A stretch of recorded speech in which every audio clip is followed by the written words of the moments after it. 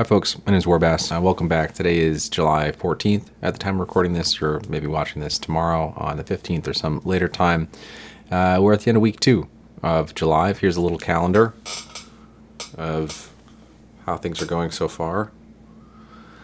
First week, I managed to get 5 out of the 6 sets done. This week, I managed to get 6 out of the 6 sets done. If you have no idea what I'm talking about, you've never seen me before. The month of July, I'm trying to put on as many live sets as I possibly can. I kind of decided on the goal of 6 per week, and then one video where I break down, critique, criticize, and explain one of the sets of that week.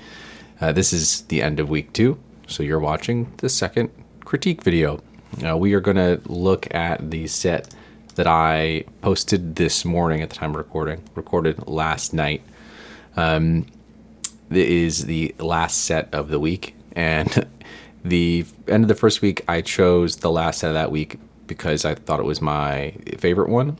And this week, I'm choosing the last set because when you do a half an hour improvisational set, or improvised set of music every single day, it's really hard to remember exactly what was happening at any given part. That's kind of part of the benefits of this. It's like I can listen back to these and you have kind of fresh ears, and none of them are rehearsed.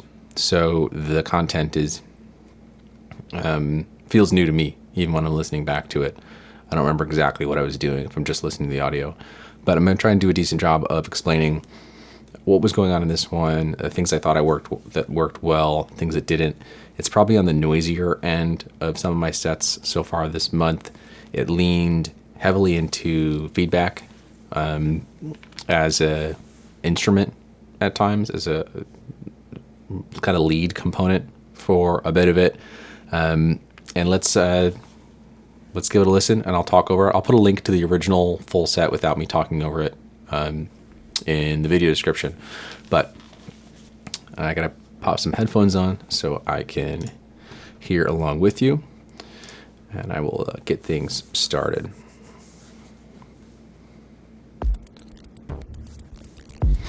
So one of the initial things for this set that I wanted to do, at least the idea I had in my head when I started, was to pick a kit on the LXR that I hadn't used yet. Again, a lot of the kits I'm using are mildly modified stock kits. I'll tweak the mix a little bit, I'll retune something or change the filter on something, and then I lean heavily on the morph feature of the LXR, so I'm kind of constantly morphing between different kits that I like. But this initial one started out much more subtle,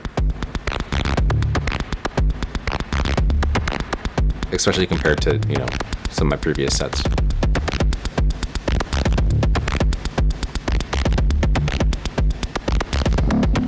You can already see though, what, I'm a minute in, and that's kind of my mental limit for something starting to feel stale. So mixing up the kick pattern,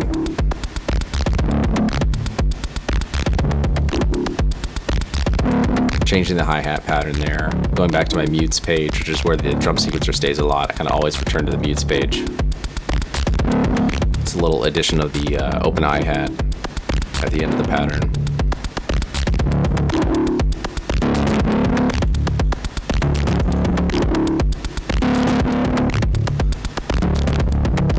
One of the other things about this set is that I actually use the Polygogo a lot compared to the last time I did one of these kind of like talking and critiquing sets. I didn't use a Polygogo at all in that set. It's being sequenced in both pitch and a ton of modulation by the Clank Chaos, which is being clocked by the drum sequencer.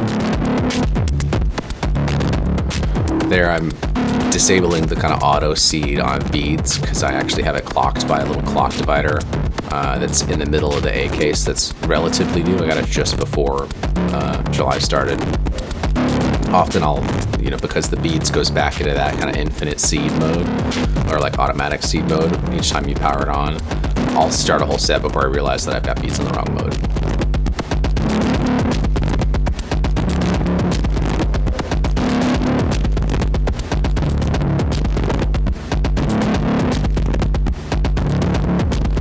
trying to figure out where I want to take this pattern, because now that polygo element. So my right hand there is bringing up the corrupts knob on the data bender. My left hand's on the joystick, which always is controlling, nearly always is controlling the cutoff of both my 100 grids.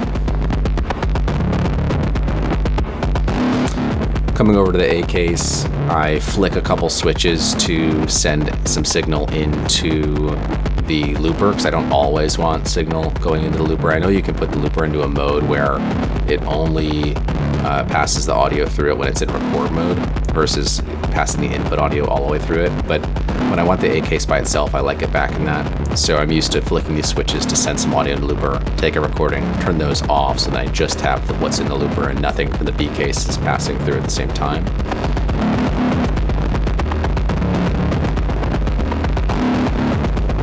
And my left hand there is going to mute the mids on Golden Master. So again, kind of like a quick tap on those buttons just mutes that frequency range, while a long hold disables the effect of the page that you're currently on, which I almost never do.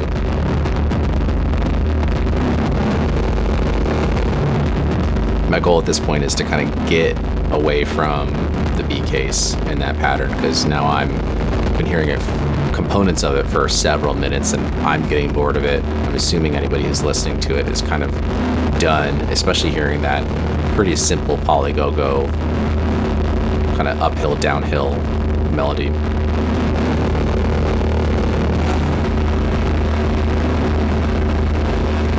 A lot of the, so I'm not sure how many people who watch my videos realize the maybe a simple difference between the cases is in that the A case on its own doesn't make any noise. So it is completely generating sound based on what you put into it. And in this case, in this setup for the whole month, it's been the B case that's being put in, or that one time that I whistled. And depending on what's going into it and what the different tonal elements are, how I've got the looper set up to kind of really make those little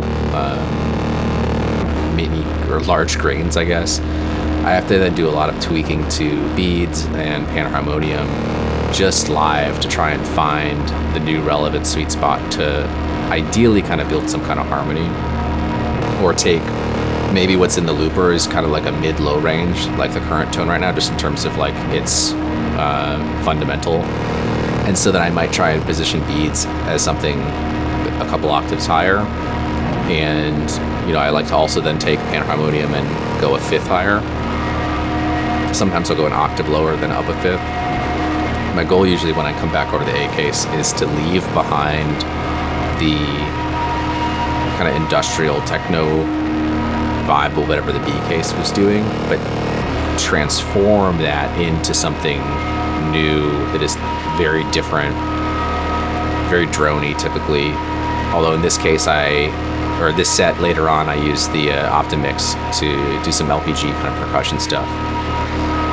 But here I am back at the B case, picking a new drum kit, and then also configuring what I wanted that to morph it to. I'm betting, I don't remember this exactly, I probably picked kit 25, morphing to 26, which is one of my favorite kind of go-tos. I bumped the camera right there.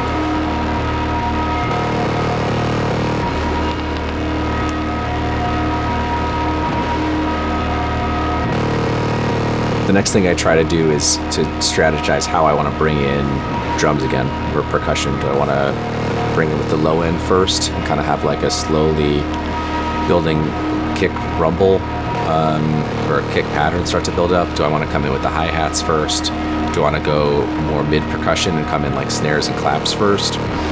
How consistent of a rhythm do I want to introduce versus how kind of syncopated or not offbeat, but like sometimes I like to build a drum pattern that leaves a specific gap for the kick drum that you don't really realize until it's time to bring the kick drum in. This, of course, already by you can hear right now, I didn't choose that at all. I chose just to go straight hard into the kick. I actually don't, when I was playing this live, I didn't like the kick sound that is happening right now. I didn't feel like it mixed with what the A case was doing really well. So once I was here, I'm like, this doesn't sound good with them together. I need to get rid of the A case as quick as I can, finish this transition fast. There I'm with my right hand pulling the dry wet away from the 100 grits to get to a lesser distorted signal. And at this point, I know the drop that I'm queuing up. I've got the low end muted. There it goes.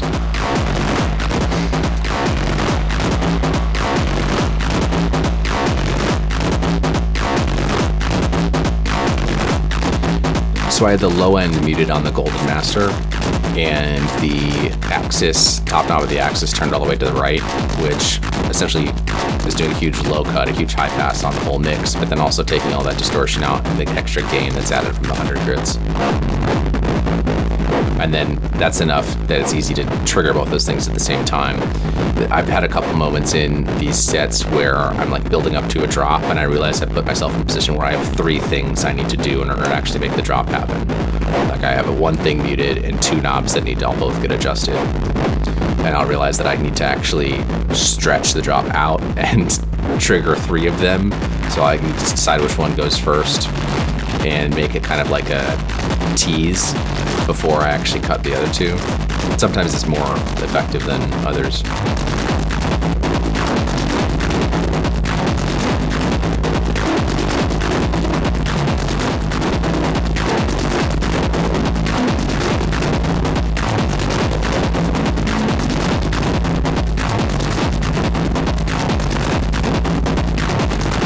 Right there I was trying to get the Polygo-Go to come back in and do something. I can't remember. I think I tried it and then backed out of it.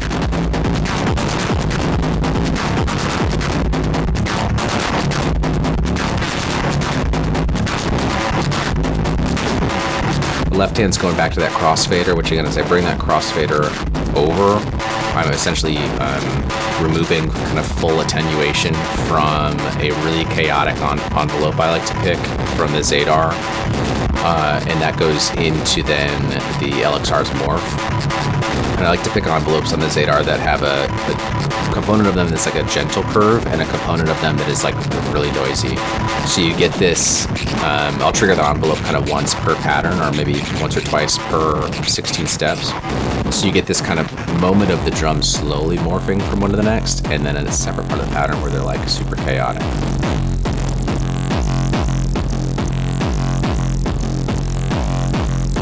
And I think that was a full drum kit swap right there, and muting everything except the kick, and then of course adding more steps for the kick, and I think bringing up some of the data bender repeats.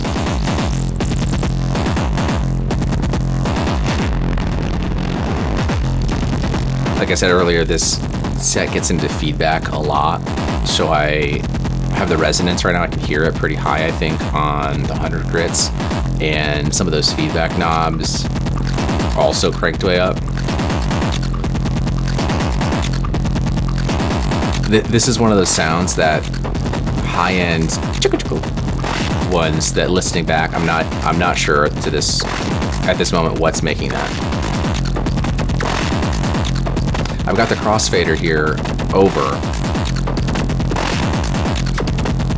which is morphing between kits, and so it's something about the envelope, which you can kind of see is noisy at the beginning, and then it looks like noisy at the end there, because I'm on that pattern right now. So there's something between the two, like hi-hat sounds or open hat sounds across the 2 kits that is making that little noise. That second from the left fader on the Lapsus is resonance for both of the 100 grits, and that's all the way up right now. And on these top rows are my triggers for drum sound. So I got the snare, clap, and hi-hat unmuted. Everything else is muted, which of course you can kind of hear, with the 100 grits providing a ton of feedback and squealing.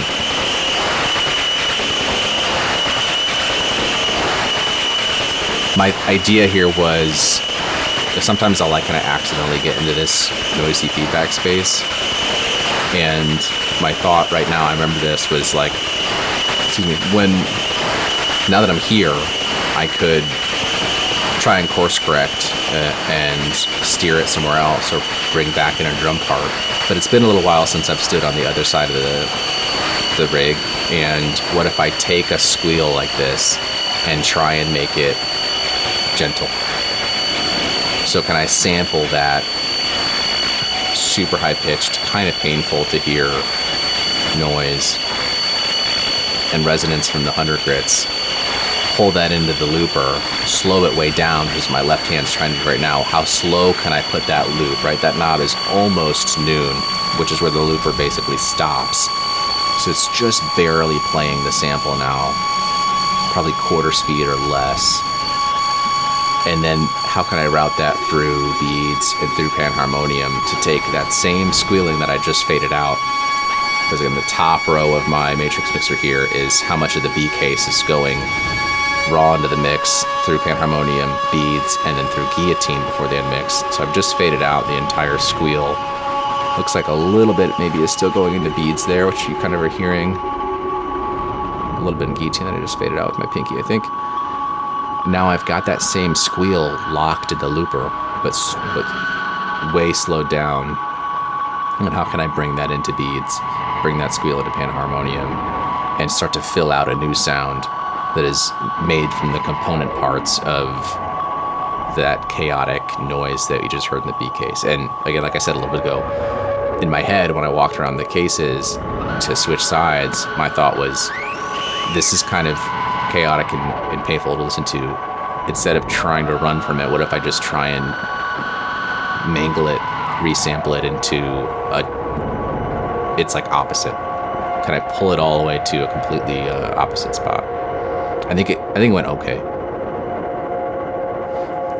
That what helped right there was cutting out a lot of the dry signal in Starlab, which my right hand just did.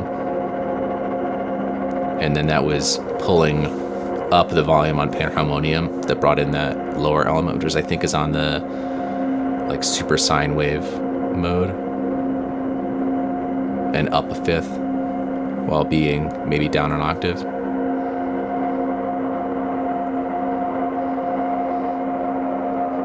Just tweaking Starlab, probably having shimmer right here, stretching the decay out a little bit, maybe bringing in some of the echo.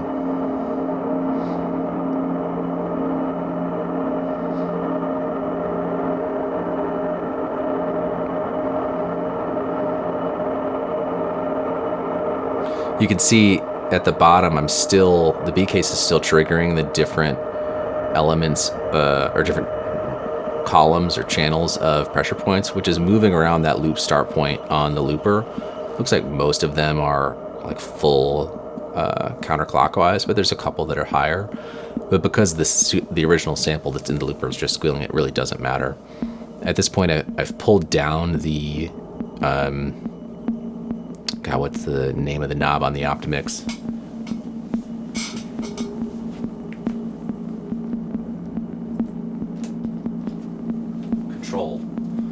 The control knob. At this point, I've pulled down the control knobs on both channels of the Optimix, of which panharmonium is going into, before it gets routed back up to the matrix mixer. And I routed it back up to the matrix mixer so I can send some of it into the guillotine and really boost it. But the entire time, always, I have a clock divider there that is sending triggers into the strike inputs on both of those LPGs of Optimix. But most of the time, I have those control knobs all the way open, which basically bypasses the LPG. I might not be completely right about the way that circuit is laid out, but if you have the control knobs all the way open, the strike of the LPG really isn't noticeable. It isn't until you pull the control down that the damp starts to impact that strike and give you that classic percussive sound.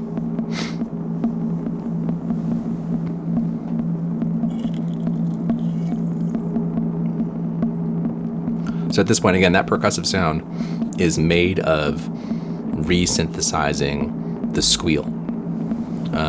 That high-pitched feedback from 100 grit is the only thing that the A case had to work with. It's one of the reasons I love the panharmonium so much, is if you like set it up for success and get really, really familiar with the way it resynthesizes, you can transform almost anything into anything else.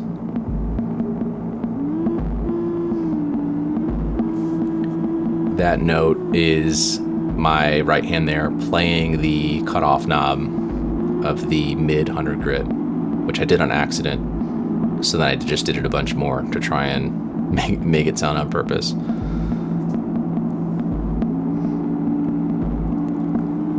I think I was trying to bring it back to where it normally is after that kind of super noisy part, and I didn't realize I had the resonance still super high. So when I faded it in, it made you could hear the tone change. Now here I'm kind of trying to lay out a new kick pattern, decide what kind of drums I want to come back to, what kind of percussion I want to bring back in that might work well with the Optimix. You can see those control knobs all the way down right there. That's what I was talking about.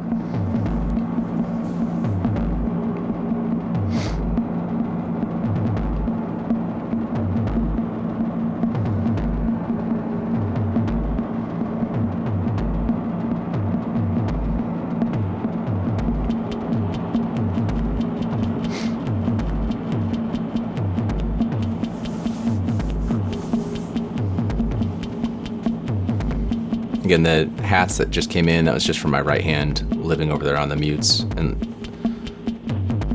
laying out the hat pattern. Might be the same pattern from before.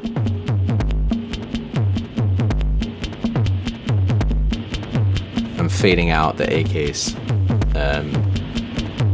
Or essentially taking the signal from the looper and removing it from the panharmonium and the beats. It's kind of how the A case works, right? The signal's still there. I'm just now no longer passing it from the looper into the rest of the case via that matrix mixer. Bump the lights. I'm realizing here that I didn't have a morph kit set up. I'm trying to choose one real quick that I think will transition well.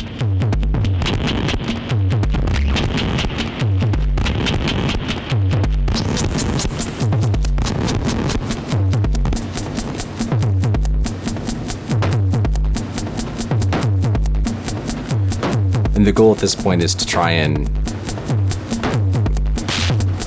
flesh out the drum pattern, find where the gaps are, find out where I want gaps to still be, and sketch out a pattern. So you can see that I went from just the kind of up hat to 16th notes for hi-hats, and then added in, of course, on the kick there, like a 4 on the floor kick from just a couple. I think my right hand is still playing those in and then leaving them out. Yeah.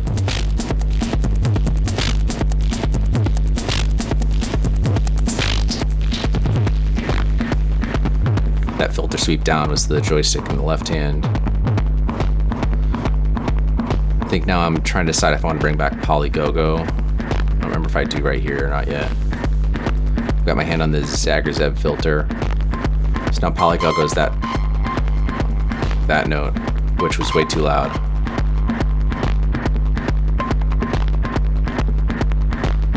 Because the B case runs so hot, there's like not much room in a mix.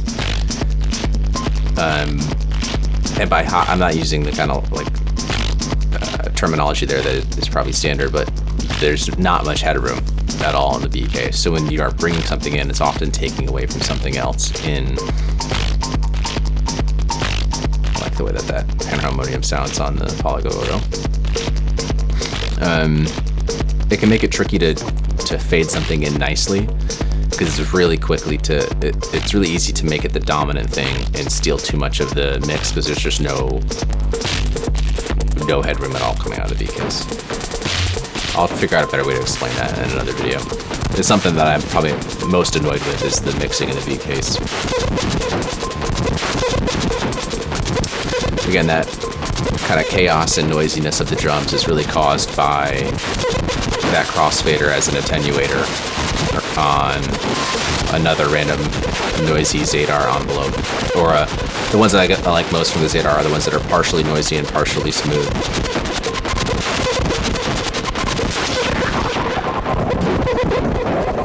joystick down to give that filter sweep.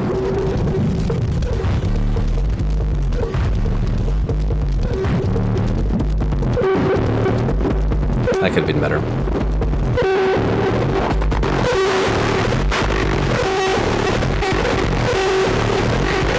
I think I just noticed that the jumble hinge filter knob was engaged, so that long reach across was to just turn that off.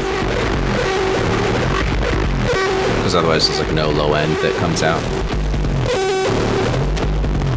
Just because of the way it's patched, not a problem with jumble hinge.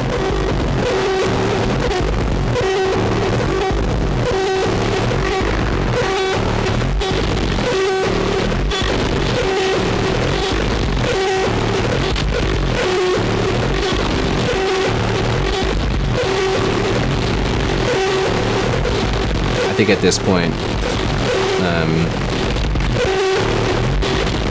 the drum pattern's a little gone. Every once in a while you hear a gap where there's a couple picks that right there. But in my head I'm thinking, well, I just kind of screwed this. It's super noisy. So what if we just leaned into it instead and try and find a new rhythm in the noise? So what's the best way to do that? Crank the resonance up, go into the 100 grits and start to mess them up, you know, press on those little brass balls at the top of the 100 grits to add the feedback patching and the weird rewiring. It's one of those moments of like, well, this didn't go exactly the way I wanted it to, but we're here now, so what can I do to lean into it and identify like a new space to kind of call our own in the mix. That's such a weird metaphor, but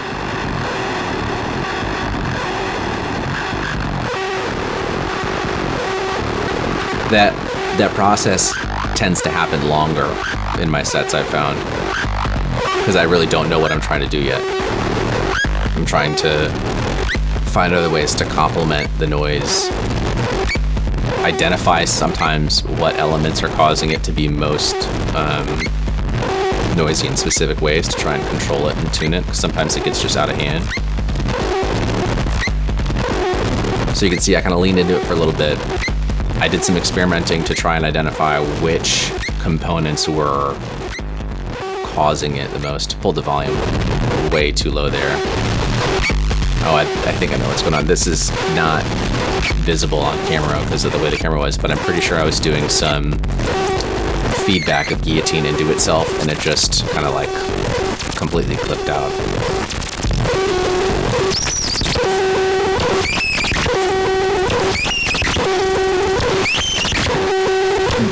That pause there was me looking at my mutes and realizing, well, basically everything's muted. I think the open hi-hat is what's left.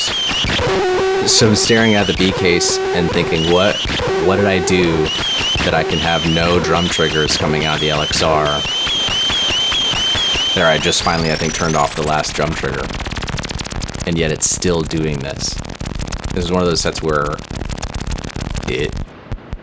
the amount of time I spent driving versus the cases spent driving is more even than other times. So that long pause was a bit of a admission of like I've lost how I got here. I've lost control over what the case is doing. Let me identify how I can completely kill it and be quick to bring something else in. So that's what I did. Make it sound somewhat on purpose. Then I kind of got to the end of the squealing noise. It stopped, and now we're in a new spot. I think listening back to it, it sounds less worse than it felt.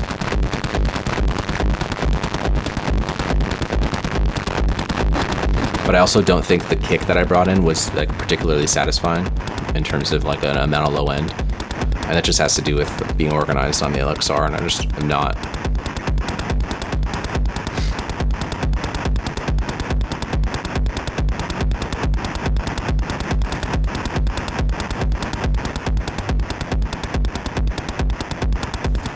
This far left on the lapsus is the envelope length for Polygogo, which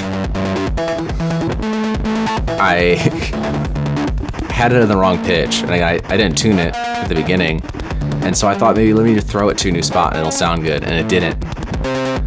So then, similar to many other moments in this particular set, I said, well, I got to do this a bunch until it sounds like it was on purpose, and it sounds like I land it in a new place that it feels like it belongs again.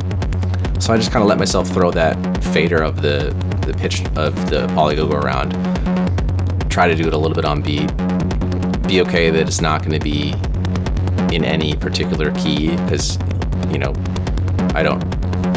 in this current setup, I don't really think about key or notes much, or like melodic notes much.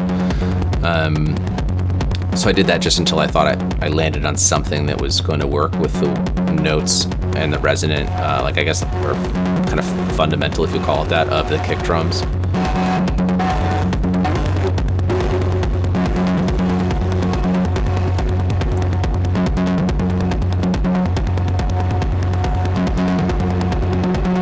So now instead of just the A case going into the beads and paraharmonium, it's really like whether I want a looper to go into beads and paraharmonium, and then through Optimix, Jumblehenge, Starlab and out, and guillotine, or if I want B case too. So the split is really the entire B case goes into the matrix mixer, also goes into the looper, and then the looper goes into the matrix mixer.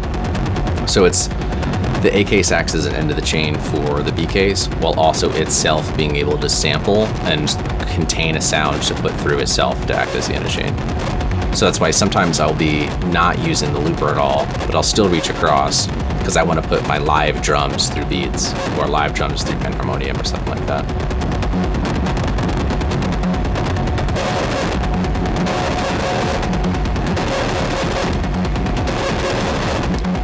And we've got the fader kind of engaged, which is doing a lot of that like really crunchy drum morphing, which I remember liking, and so I think I just added more and more steps to the pattern to bring up the intensity of it.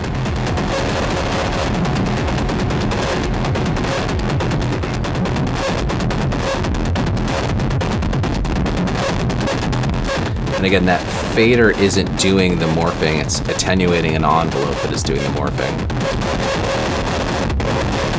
And triggering that envelope is on beat. Killing all the reverb there from Starlab.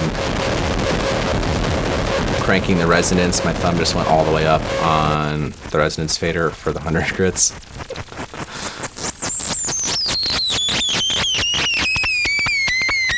This is another accident fix.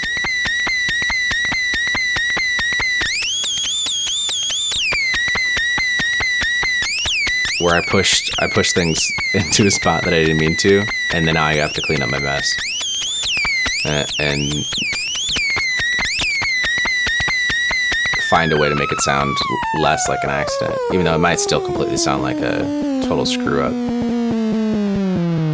I think part of this process of doing these sets is to get better at the craft of having an intention and being able to execute it in my instrument of choice, which is these, you know, two modular synthesizers. But at the same time, by this, you know, set of equipment being my instrument of choice, that comes with the baggage of sometimes you can get lost, and sometimes it can do things that you didn't really intend it to based on how you've patched it or based on something that you've set up. You can kind of paint yourself into corners. And so an other half of the craft that is kind of emerging from all this practice is how easy is it to get out of a corner I painted myself into. Sometimes that's by progressing the set in such a way that I feel like I've gotten to a stale place and I have not many places left to go that I can take things on purpose. Sometimes that's by making a mistake and needing to recover from that in a way that accepts it and make, you know, that's now a part of the set. And all of that I think is, I'm finding is equally important as being able to say, I've got an ambient part, I want to bring in some drums and have it drop and hit hard, which like around the 8-minute mark of this set, you know, like the 7:30-ish to 8:30 marks for the set is probably one of the best executed low ambient or like slow ambient into drums with a hard hit that I've done so far this month. And the rest of the set was filled with a bunch of, you know, noisy mistakes that I'm trying to just accept and perform with.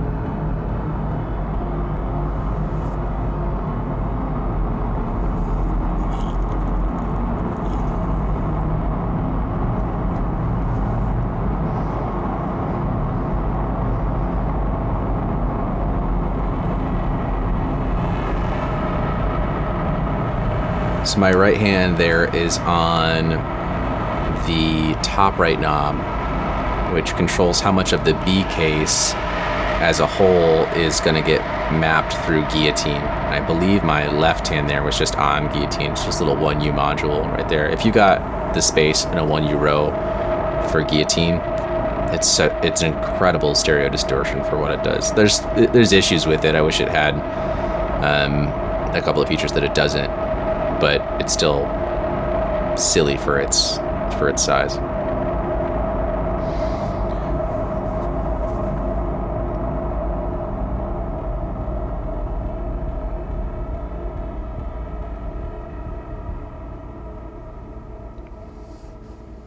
I remember thinking that it got too quiet here when I did this. Of course, I'm right at the end.